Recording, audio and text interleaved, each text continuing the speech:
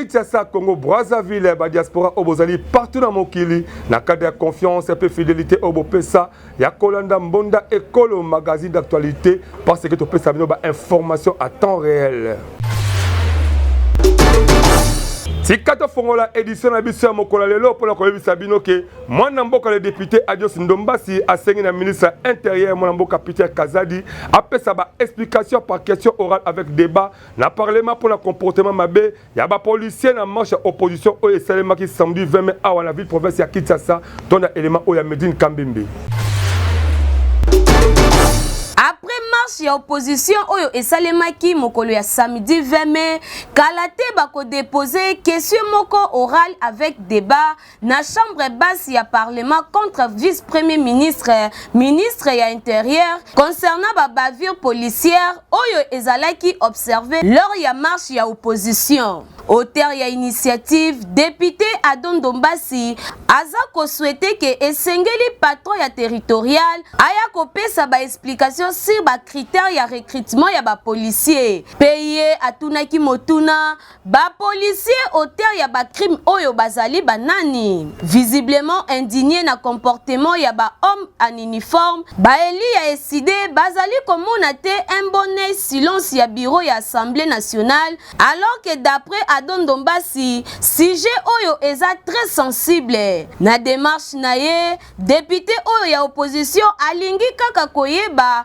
ba modalité pour la rémunération ya ba policier. Plusieurs cas ya violence ezalaki enregistré, autorité urbaine asengaki na communiqué oyo ezalaki publié quelques heures après marche alobaki que pour na part na ye, le non-respect ya itinéraire et pas ya ba organisateur nde ekoze ba dégâts nyonso oyo. Annonsaki que ye a déposé ki plainte contre bango kasi na côté ya opposition azali kolobela bilan ya 2 morts pe plusieurs blessés. Na yango ye aza ko exiger enquête moko judiciaire contre ba responsable ya ba crime oyo. Yango biso awa to betisi Kambunda. Esengeli boye bakeka kapona marche wana le 20 mai oya opposition mwana mboka Franck Diongo président MLP alobi eza inconcevable pour la Félix Tshilombo Tshisekedi président de la République ya continue ba milice ba attaquer opposition ton élément oyo. Ndeko ya Congo likambo oyo etali marche ya opposition oyo elekaki samedi le 20 mai à la Kinshasa et pesi bandeko misusu pasi komona ndenge force de l'ordre asalaki musala na ngambo na ye mwana mboka Franck Diongo na conférence de presse oyo asalaki dimanche 21 mai 2023 à la Kinshasa na qualité na ye ya président du parti politique mouvement lumumbiste progressiste MLP na Mokuse aza ko dénoncer pe ko qualifier utilisation abusive pe ya kozanga koyokana ya ba élément ya la police pe lisusu agression ba militant ya force du progrès oyo ya IDPS na marche ya opposition oyo elekalaki samedi dernier. Alobi ke eza kitoko te komona Mwana Etienne Tshisekedi wa Mulumba a organisé ba milice pour attaquer opposition. Étant fils biologique ya Etienne Tshisekedi wa Mulumba, papa na yende alakisa biso ko marché. Lelo azala pouvoir, parti na ye eza ko entretenir ba milice pour ko agresser ba militaire na machette de niveau limité. Eza inconcevable que frère na bango ya opposition, lelo na pouvoir abana ko attaquer opposition. Pour la fois ki diongo action wana o Félix Tshilombo bazali ko sala, eza ko kunda Etienne Tshisekedi mbale ya mibale. Asengi na chef de l'état urgemment a pas à force du progrès pona ko éviter ma belle mikolo o eza koya 7 personnes babungi pe ba moto ebele ba militaire ba botoli na ba élément ya force du progrès. Numéro 1 ya MLP asengi na président de la République azonga na bon chemin pokati na ye ezala batu oyo ba mema Mobutu na Kabila na chute pe kaka modèle wana baza ko kumba ye asengi ba enquête nationale pe internationale esalema po ba hôtel ya ba crime wana bazala kokangama na justice ya koyeba selon bilan provisoire oyo la police apesi ezake 3 policiers bazala kokangama 13 blessés dont 4 civils pe souci moko ya la police eza saccagé biso to betisi Kambunda na Kasai oriental IDPS eza divisé depuis découverte ya IGF ya des comptes non déclarés par le gouverneur ya province dans l'élément o ya Medine Kambembe. Après découverte, il y a inspection générale, il y a finance, IGF na Mukuse, il y a des comptes non déclarés et pas il y a gouverneur, il y a province, il y a Kasaï oriental, ba membre il y a fédération, il y a parti politique Union pour la démocratie et le progrès social IDPS Mbujimai, ba membre il y a comité sectionnaire Mosusu, pe ba cellule il y a parti ba Kabwani, ba correspondance na ba déclaration, ezali ko salema na tina na likambo oyo, ba membre il y a fédération, il y a Union pour la démocratie et le progrès social, ba pesaki bilan moko sombre ya gestion ya province depuis avènement ya gouverneur ya province Patrick Mathias Kabeya. Fédération ya IDPS azali ko dénoncer lisusu instrumentalisation ya quelques membres ya parti et pas ya gouverneur ya province pona kotalisa soutien ya parti IDPS liboso na ye. Quelques membres ya comité sectionnaire ya IDPS ba rejetaki ba déclaration ya ba membre ya fédération na bango. Na correspondance na bango bazali ko appuyer gouverneur ya province pe bazali ko soutenir bonne gestion na ye na sommet ya province yango biso to betisi kambunda. Assemblée épiscopale de Kinshasa babeleli ya kolobake ezala maboko ya batu balula makila babata misima ya conflit oyo zo régner na kwa mutukuna entre bandeko so bateke pe bayaka. Mwana ya Congo, boye bake déclaration moko et salemaki dimanche 29 mai na Kenge, mingi na province ya Kwango et pa ya ba évêque membre ya assemblée épiscopale provinciale de Kinshasa. Oyo bazako estime que ezala batu ya mabe oyo babatami na sima ya conflit ya Kwamut. Na message oyo elobi, retirez vos mains sanguinaires de nos provinces. Ba évêque bazako exhorter na niveau ya l'état azwa makambo oyo na maboko po la conciliation likambo oyo bandeko bazako kufa kaka boye innocemment surtout mingi na dossier oyo etali ba milice oyo bazobenga mikolo oyo mobondo basengi dialogue ya réconciliation entre ba différentes tribus pe ba esini oyo ezala conflit. Message yango ezalaki lancé na suka ya 3e édition ya assemblée épiscopale ya ba évêque ya Kinshasa oyo esalemaki na Kenge du 16 au 21 mai ezalaki présidé na cardinal Fridolin Ambongo. Ba pesi lisusu ba recommandation na ba dirigeants politiques ba agir na responsabilité ya ko protéger peuple ba tika ko manipuler pe ko instrumentaliser peuple oyo déjà asi anyokama ya mingi na ba misère ya ndenge na ndenge pe kutulika mabaliwa koloba te po elekindelo ya koyeba ezake province ecclésiastique ya Kinshasa eza constitué na archidiocèse de Kinshasa na diocèse ya Boma, Iliofa, Inongo, Kenge, Kikwite, Kisantu, Matadi pe Popo Kabaka. Esali kitoko ya komona ndenge basali ya Nzambe ya katoliko basangani pola koluka kimia ekota mingi na conflit oyo ezako renye mingi kuna na Kwambu de province ya Mai Ndombe. Il faut koyeba ke esi etamboli ekoti Kwango pe ekomi déjà à la ville province ya Kinshasa. Yango esengi na mokozi ya mboka Félix Tshisekedi o azali garant de la nation papa yo moko kota na likambo o pola koluka kimia ekota pamba te ko garanti kimia ba congolais yango nde ezali devoir oyo ozana yango biso mbonda ekolo magazine d'actualité en tout cas na likambo oyo tokoti pe na kati na nzela mabondeli pe ya kosenga de manière kimia ekota partout na Congo po congolais apema na kimia yango tobeti kambonda. Boye bakeli kama conflit oyo salama tujukuna entre bateke bayaka etiki badeko mingi indifférente chef Mboma Kiliki pe apesi makanisi na epo abeleli vraiment que bakozi ya mboka bakota likama oyo de manière que solution et monana.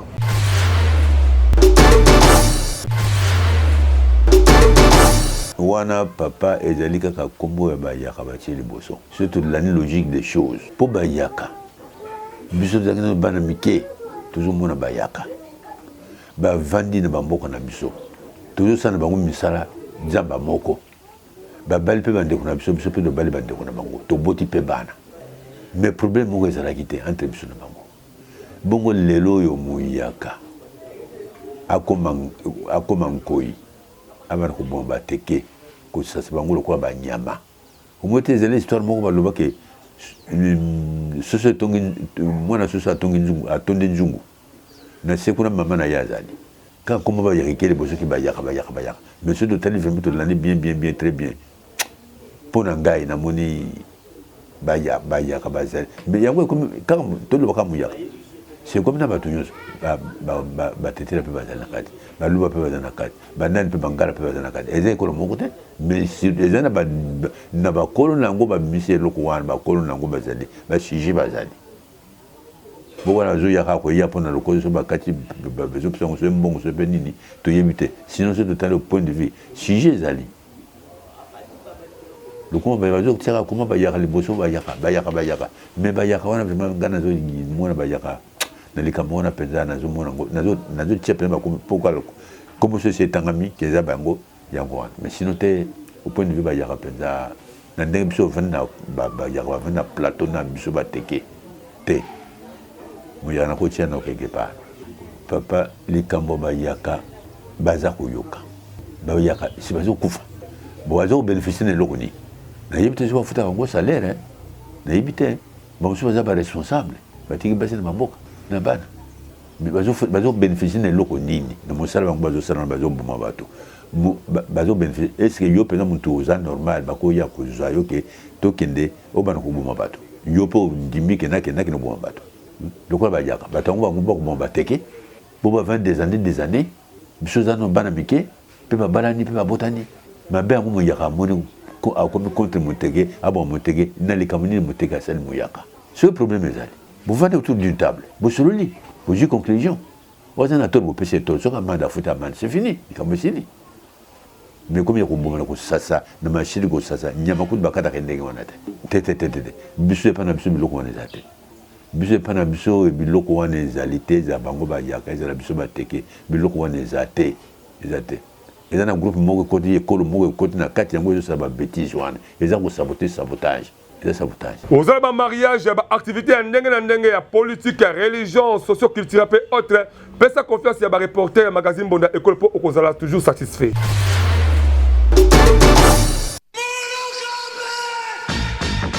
Bana Congo Kinshasa, bana Congo Brazzaville, yo mutu olingaka ba activité na yo eyebana na mokili mobimba. Mbonda ekolo agence epesi bino opportunité ya kosalela bino ba reportage ya kafu. Ezala activité politique, socio-culturelle, économique, religion, sport, conférence. Awa na Mbonda ekolo agence ezosalema avec professionnalisme pe eza na prix moko très abordable. Esuki wana te endeko na ngai keba na ba reporter ya muyibi oyo bayaka kozwa ba image pe elekaka nango na télévision te kasi awa na Mbonda ekolo agence nyonso ya filmage, modération, réalisation, photoshooting ezosalema avec un partenaire idéologie parce que awa tokanga masolo pena oyo etali image yebake okozwa yango pe ata na format ya YouTube. Olingi oyeba bisika tozali benga biso na plus 243 89 81 81 097 na bandeli lisusu na plus 243 89 81 81 097 na Mbonda ekolo agence nyonso ya reportage ezosalema kitoko avec professionnalisme et yokanio.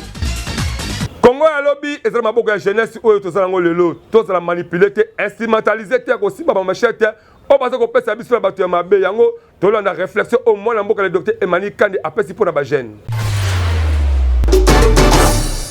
Alors ce que moi je peux demander na jeunesse congolaise,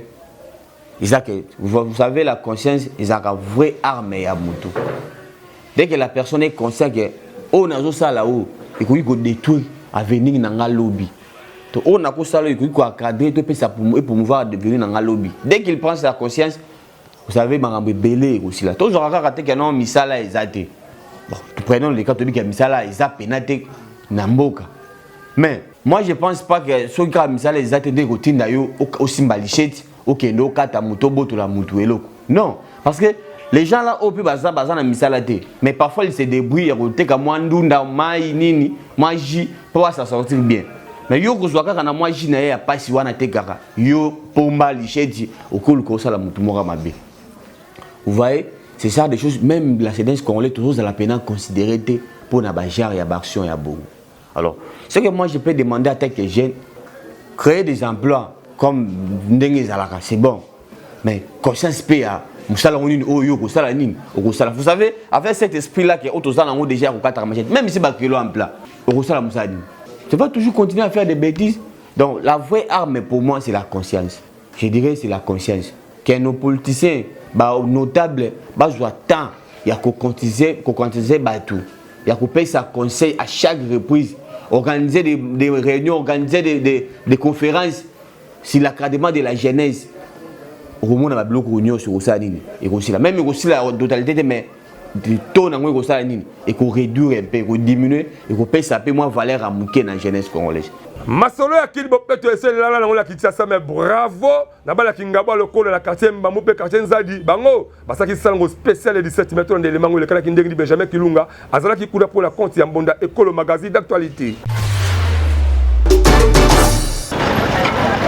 Ndeko ya Congo boye bakeli kambo ya kili bopeto oyo depuis ba bourgmestre ya sika bakota esi ekufa nango kala mais oyo sekelito eba ezake moko oyo amesala kosala musala ya kitoko azali chef du quartier na kombo ya mwana mboka le président Jacob Mwamazete Mbila président quartier Mbamou kuna kingabwa yango elongo na mwana mboka mabele gelore o azali chef du quartier Nzadi basali saki mobange na salongo spécial kuna na kulumba mingi na izame kaka de bozomona tala ndenge bazaki ebele peto mona ki bandeko ya base kingabwa en uniforme kaka pona koluka kosala ba kirage ezala kitoko de manière que kingabwa oyo ezali mabele ya vice gouverneur Gérard Kokobulumba engenga ba chef de rue elongo na bandeko ya base kingabwa pe la population bandima ki présent appel wana pona ko honorer maloba ya le président Jacob Mwamazete Mbila pe ya mwana mboka mabele gelo de manière que kingabwa ezali ya bango ekoma kitoko bino moko boyo katango bamona ki caméra ya Mbonda Ekolo magazine d'actualité boyo kandenge nini balelesaki Mbonda. Bonjour messieurs les journalistes, merci de tout s'appeler Makasi ngai komo na ngai Jacob Mwamazete Mbila chef de quartier ya Mbamou lelo to sangani comme des quartiers frère tozali na quartier Nzaja wa na quartier Mbamou to ko sala avenue Kulumba po yango ndezo séparer biso yango biso to salongo to salongo brisque mate to préparer ki yango et comme to zoko na ilanga to bande ba travaux ya salon les ans de démarrage yango mi to sangana ba konza to sangana équipe to za équipe moko Nzaji comme Mbamou et za équipe moko yango muni ba ba coordinateur ba chef de riz ba chef de localité to pesi merci pe na ba to habitualité biso ya base de Kingabo oyo ba ko soutenir pe biso ba répondre pe lelo soki to tilisa to bandaki na entrée exam tozokende ti na niveau ya terrain waiwai. Bon, nga komona ngai monsieur Kosukidila Mabele Gelor, chef du quartier Nzadi. Tosangani lelo à l'occasion ya Salongo, ya deux quartiers, ezali quartier voisine. Quartier Nzadi na quartier Mbamou. Lokola balabala oyo bozomona oyo ya munene oyo avenue Kulumba, ezali balabala esangisi biso pour les deux quartiers. Dango to décida ki lelo mokolo ya férié to sangana. Les deux quartiers na ba chef de riz na biso na association na biso base nzete ya Mbila pona kosala salongo nde yango bomoni kota la gauche et à droite batu ndenge batondi balati ba Julien bazo sala salongo ezali à l'occasion ya salongo moko mixte jumelage to benga kango to bengi yango ndenge to kosala sikoyo azali pe na mo ezali kitoko ya komona le président Jacob Mwamba mokonzi ya base Kingabwa pe mingi chef du quartier Ndanu ndenge nini yena mwana mboka mabele gelo na idéologie ya koluka kokumbela masolo ya kili bopeto ezala vraiment ya solo yango biso Mbonda Ekolo to pesi bango mokakoso pe to fuli male na bango ekene libusika po Mbonda oyo eyokali kitoko tout tellement que oyeba kozala ma vision malamu ma vision oyeba la rater parce que olinga toujours aux leader à solo seul moyen seule adresse c'est ça kanini ya koleka na Mbonda Ekolo po awa ba comprendre facilement ce que un vrai leader.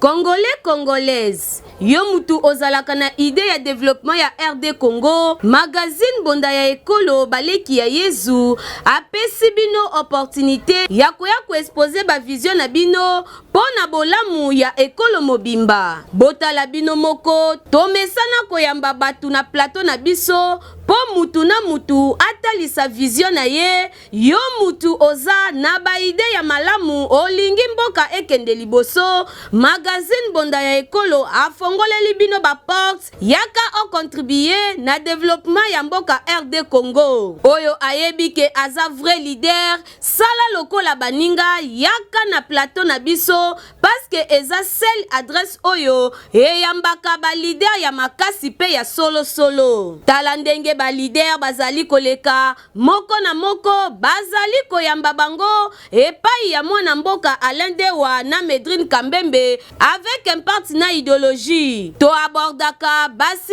nyonso lokola politique économique socio-culturel religion pena basije mosusu oyo ezo contribuer na développement ya mboka na biso bazomona pero bazana makanisi kimute mabete bato mususu kala kimute mabe ya longwanga na yawana mais bato bazana miso baomona Congo ezokena ndenge mususu Oba mbouye jeunesse oma 20 000 30 000 ke fotenga jeunesse asu na tawana ta ozwa polo no lati ozwa mbouye na poste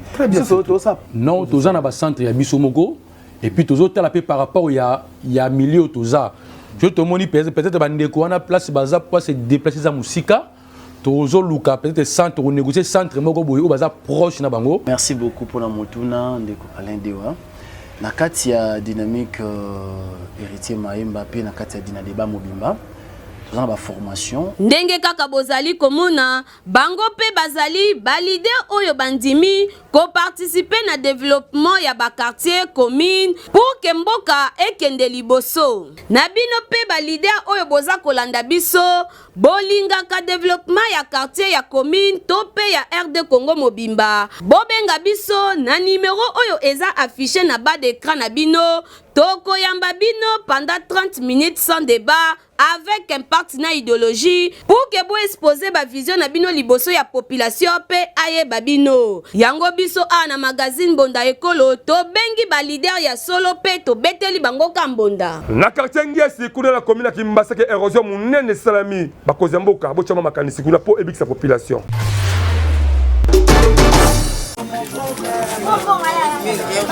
ndeko ya Congo kaka ndenge bozo komona ba image oyo moyen kututolo ba mingi ezate botunanga tozali wapi tozali kaka awa na centre ville ya Kinshasa mingi na commune ya Kimbaseke na quartier Luebo esika wenze ya maboso ezalaka o mingi bayebi yango po wenze oyo esalaka impact na idéologie mais botunanga wenze oyo kenda wapi érosion o bozo komona oyo nde emema wenze oyo pe emela yango mobimba ekenda chubu kutu bourgmestre commune ya Kimbaseke ata rapport moko asika kosala te po kote oyo bayebi ata ye te pe baluka bamema elesika oyo atikala kokoma te eza kosala pasi na population ya kote oyo gouvernement congolais botala nano likambo oyo bandeko ya commune ya Kimbaseke na quartier Luebo balelisi son de cloche po bazangi esika okende bino moboyoka ndenge babetisi mbonda liboso ya kamera ya mbonda ekolo tozo vivre na pasi puisque normalement presque bandako nyonso tu esila kokende pona ndenge bamvula betaka mingi awa boye suivi ya l'état ezalite alors yango wana sika sikoyo presque bandako nyonso ezalaki awa bandako nyonso tu presque ekei ba mama na pasi bazongi na bandako ya baboti baba na epai ba papa epai pona nini bandako nyonso tu presque si ekweyi et puis ça fait déjà longtemps ezalite ke ya lobi kuna mais e banda penza kala penza kenda mapangu nyonso kenda babwaka babukwa lupango sikoyo biso batu totikali otala pasi moyen zate na bana na bakoko ngai mama veve na kokende wapi na bakoko awa tokosenga kaka na gouvernement boye bake commune ya Kimbaseke eza monene eza kaka komona ke babourgmestre baza incapable ya kovisite commune mobimba yango soki be moyen ezali na misika fourmi bokabola yango ekomata de commune parce que ekosala kitoko et surtout que tabe réseau esalama esengeli barapport mais bourgmestre incapable même ya kokoma côté pour rapport ekoma yango tobetisika mbunda imolitimuli bamabulo oyo po encadre nga memoire ezakaka te bosepelaka mingi na rubrique pona nini boye parce que yango ezali moko oyo ya élément boda école tsela bino pona kolonga ba stress na kata ba famille nazo yeba te bato nyonso toko voter bakosala eloko moko te bon biso tokolobela makambo mingi ya courant pourquoi courant etambola mabe pona nini boye pona nini boye pona nini boye yango wana nde kitoko ndeti ya bagene lelo eloko ezoboma biso bagene balingi koyekola te mwa bamétier ezebele baauto ekole ezali wana bamambo ezebelebele oyo bagene bakoyekola mpona koevite bamama mabe ezosama na mboka bamasheti bakulunaki moyibi mais tozocomprendre te bon d'autre part mpe eza mpe na foti nanu ya bakonzi na biso mpe nanu bakonzi na biso ya mboka balingi kose base mingi kaka na bapapa mikolo nde toujours tobi totala na gouvernement eza na bapapa mosusu basala depuis na ntango ya kasavubu na ntango ya mobutu le père basali na mwana bayesu na faci bazosani bazosala mais bagene ebele baza balicencie baza ebele balicencie bakomi kosala bakabine na bashop mpona nini te bapapa wana bakozwa mpe bazwi mpe barepo baki mpe kopema bazwi mpe baremplace bato mayele baza ebele bagene baza ebele batietie mpe mwa bagene baplace eza ebelebele momona papa mwa mokolo asali depuis na mobutu asali na kabila le père aye kaka nganzami wana azwi kaka famille na ye ase nini atie bango wana babanda kosala tandis ke bagene baza ebele oyo baza mpe na mayele bakosala mpe wana mpena fo président mpena nde azopesa kaka bamise mpe na bagénéraux bake baparticipation fatala mpe na bagouvernement na ye bapapa misu baza na baage eleki oyo mpe tokotanga mpe bakombo mais oyo eza tele tokoloba bongo te so bagene ebele basimbi bambeli basimbi bamasheti basimbi pamba te bana biso lelo batangi baklasse oyo ke bakomi mpe na basuka nango misala eza te bamosusu baza baresponsable na bandako misala eza te bandimi ke batelemaka na bacoin na baveni mpo balandaka bato babotolaka mpo ayeba nini mwasi na bana bakolia na ndako so gouvernement na biso emoni ke bana basimbi bambeli bakozwa meko mpo na bana misala eye ezala te ke misala moko bana donc ezala bato ya parti pour ke soki nga na zaboye funa lukaka moto ya za ya ngai na chene esika tangu tozalaka na papa Mobutu alobaka toza bana ya tata moko ekolo moko mboka moko na lelo tokoma mona eloko wana nitike tolongola ngo tokoma sikoyo na ndenge mosusu lelo ekoma soki mongala za place ana akoluka ndeko na ye mongala acha place ana soki moluba za place ana akoluka ndeko na ye moluba acha place ana soki muswahili aluka ndeko na ye moko a bénéficier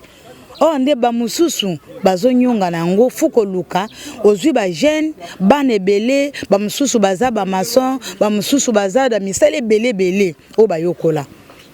bazokwa kosala te puisque place eza te moto akoko kota demande lela biki na luka musala lelo ke loboke sima loboke ti omona moto abaye normalement nakoloba boye pena mpo na bajene mingi ya lelo oyo balingi mpenda komipesa na bakwiti bamashete mpo parce que mingi mpenda misala na mboka pene eza te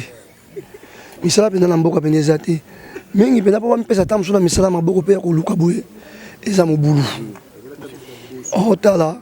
tanzania te na bagénération na biso boye okoza mpo oza na bacharge oza na bana oza na famille nini ozomona ta mosusu okeluka mosala moko boye pa moto lokola ta mosusu indien moko boye obeli banye moko boye salaire moko mpe so insuffisant mais lelo soki biso tokei na mboka na bango jamais ke toke un congolais kokende asali société moko peut-être na kati ya inde obe na liban azwi batravailleur teke bendio mpe balibanien apesa bango salaire oyo bango bapesa biso kuto seka gouvernement na biso mpenza ezokoka mpenza kozwa badisposition nango te mpenza mpona bagene yomoni bagene mingi bakomosimba machete ata ndeko yokondo kokende na liban mpenza osali société gouvernement na bango kobanda oblige o salaire mpona bandeko na bango ke te batravailleur balibanie bandeko na biso baza fota bango ntango mais biso na kati ya kongo eloko na mpenza eza te yango moni bagene mingi bakomosimba bamachete jaisi diemba koko tiritiri elongo na Ingrid Mateta élément nini babongisa sur le mokolo pour la caricature bandeko ya Congo boye bake bibota bota bandeko la biso ya basi ekoma kosala soni okomona abota bana mibale misato la tata pe akoma kosundola bana epa mama na bango po mama na bango azwaka charge ye moko mwana mwasi kaka mutambola pipa muke kobiba akipaka lisusu bana te toyebaka te babotaka mpona nini yango boyoka sagesse ya caricature lelo lokola azokende ambiance kasi mwana abandi kolela tala Melissa ndenge atomboki kokamwa yango nini yangoko nakomi esclave mpo na bota yo longwa kuna tia ngai à l'aise esalisama komona ndenge Melissa abota bibota koma kosundela mwana zolela kasi ye enkipa kutu atombokeli mwana akanisi ke mwana komisa esclave abota ye ya boye esali mabe makasi tellement mwana azali kolela kaka mama Melissa pe akosi likambo yango boyoka bino moko boniko Melissa mwana azolela azali pe malade boye nini ko ezalaka boye te bongisa mama te mama nalembi nabima lisusu te likolo na ye malade soki akufa na ye ngai nabengisaka ye te akufa na ye kaka esali pasi Melissa abota mwana kasi ayi kozwa soya mwana te ye kaka kobimabima toyebi te na kobimala pe riske pe akozwa lisusu zemi mosusu yango le petit mikendo depa epa le ventiri yoka ndenge abetisi se te ventiri bafille ya lelo bakoma ndenge babotaka mpo na nini le ventiri pe na ngambo na ye mwana Kongo yoka ndenge apesi sagesse na ye ezaleli mabe kasketi na ntango oboti yeba pe kobokola bongo bana ya boye bapapa na bango bazaka wapi elenge bokola mwana na yo tokosenga kaka na bandeko basi yebaki ntango bozwaka bazemi boza kobota bana boyebaka mpe kozwa so ya bana na po bana na nde bango nde Kongo alobi na yo ndeko mobali omesala kotia basi bazemi tala pe lelo facture basi badimi wana ba $500 luka obala obota pe zwa encadrement ya bana na yo po Kongo alobi yango nde na bana oyo tozobotaka yango tobetika mbunda ezalaka toujours esengo mpo nanga aledewa ya kose présenter devant bino na cadre ya présentation ya mbunda ekolo tala ndenge tokomi na suka ya édition ya mokolo lelo oyo na kodedie yango na mwana mboka Olivier Imbi moninga na ngai ya kati et plus na kodedie yango na mwana mboka Brunel Embo et pourquoi pas la mwana mboka Boumile Kausu. Merci beaucoup d'être comme la souka, vous continuez à s'abonner massivement à la chaîne YouTube na biso Monda École officielle et en plus la sport publicitaire na bino ya ndenge pe ba activité na bino bobenga biso ba numéro oza affiché na poste télévisée na bino to ko ko avec impact pe idéologie édition lelo esima maki na maboko ya mwana mboka Medina quand même pe na Pangi Rachidi na sima ya caméra ezaki Benjamin Kilunga pe Wilfried Samba montage et réalisation ya mwana mboka Igride Matetanga à l'aide de la présentation ce qui colle sur son guité to kuta sur lobby en tout cas c'est pour les amis ma casse po bon peut ça toujours confiance bon continuer toujours merci beaucoup Kamala Mubayo.